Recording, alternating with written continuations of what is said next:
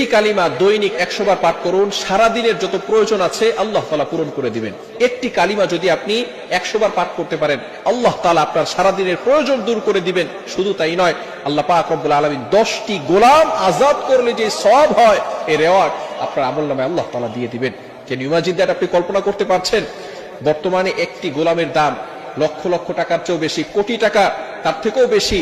যদি আপনি মাত্র 100 বার একটি বাক্য পাঠ করতে পারেন, তাহলে আল্লাহ পাক রব্বুল আলামিন 10টি গোলাম আজাদ করলে যে সওয়াব হয়, সেই সওয়াব আল্লাহ তাআলা আপনার আমলনামায় দিয়ে দিবেন। শুধু তাই নয়, 100টি হাসানা আপনার আমলনামায় আল্লাহ তাআলা দিয়ে দিবেন। 100টি হাসানা যে কত সওয়াব, এটা একমাত্র আল্লাহ তাআলাই ভালো জানেন। এবং তৃতীয় নাম্বার হচ্ছে 100টি গুনাহ আল্লাহ তাআলা ক্ষমা করে দিবেন। চতুর্থ নাম্বার, যে ব্যক্তি ফজরের নামাজের পরে 100 বার এই কালিমাটি পড়বে, পরবর্তী দিন ফজর পর্যন্ত সারা দিন রাত আল্লাহ পাক রব্বুল আলামিন শয়তানের কুমন্ত্রণা থেকে তাকে হেফাজত করবে। বলেন সুবহানাল্লাহ।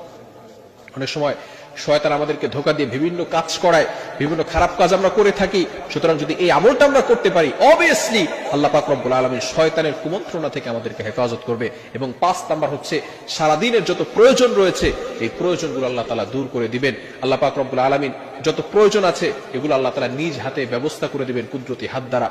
সেই দোয়াটি হচ্ছে, কালিমাটি হচ্ছে, লা ইলাহা ইল্লাল্লাহু ওয়াহদাহু লা শারীকা লাহু লাহুল মুলকু ওয়া লাহুল হামদু ওয়া হুয়া আলা কুল্লি শাইইন কাদির। এই কালিমার ভিতরে আল্লাহ পাক রব্বুল আলামিনের পরিচয় রয়েছে, লা ইলাহা ইল্লাল্লাহ, আল্লাহ ছাড়া কোনো মাবুদ নাই, তিনি একক, তার কোনো শরীক নাই। ওয়াহদাহু লা শারীকা লা, তিনি একক, তার কোনো শরীক নাই। সুতরাং যে ব্যক্তি আল্লাহ তাআলার পবিত্রতার ঘোষণা দিবে, আল্লাহ তাআলা এক এই কথার ঘোষণা দিবে, তার সাথে কাউকে শরীক করবে না এবং আল্লাহ তাআলাকে মহব্বত করবে, আমার আল্লাহ ওই বান্দাকে মহব্বত করে ওই বান্দাকে সকল বিপদ আপদ থেকে হেফাজত করে দিবেন। সুবহানাল্লাহ।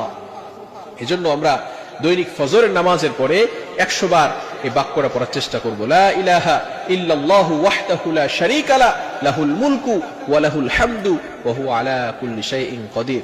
অনেক ফজিলত রয়েছে এই বাক্যের ভিতরে। আল্লাহ পাক রব্বুল আলামিন সকল ফজিলতগুলো আপনাকে দিয়ে দিবেন এবং প্রয়োজন যেগুলো আছে সেগুলো আল্লাহ তাআলা নিজ কুদরতি হাত দ্বারা ব্যবস্থা করে দিবেন। এজন্য আমরা কারো কাছে নয়, এই বাক্যটা যদি 100 বার পরে কোনো ব্যক্তি দোয়া করে, আল্লাহ তাআলা সেই দোয়াটাও কবুল করে নেন। আমরা ফজরের নামাজের পরে এবং মাগরিবের নামাজের পরে এটা পড়ব, বিশেষ করে ফজরের নামাজের পরে অবশ্যই পড়ব। তবে দুঃখজনক হলেও সত্য, আমরা ফজরের নামাজ অনেকে পড়তে পারি না, ফজরের নামাজ পড়ি না, নামাজ পড়লেও দোয়াতে আমরা এই যে আমলগুলো আছে সে আমলগুলো করতে চাই না। অথচ রাসূল সাল্লাল্লাহু আলাইহি সাল্লাম দৈনন্দিন যে আমলগুলো ছিল এগুলো কখনো ছাড়তেন না, প্রতিনিয়ত সেই আমলগুলো তিনি করতেন।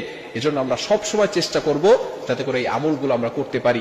আল্লাহ তাআলা আমাদের সকলকে এগুলো বুঝে আমল করার তৌফিক দান করেন। সকলে বলেন আমিন।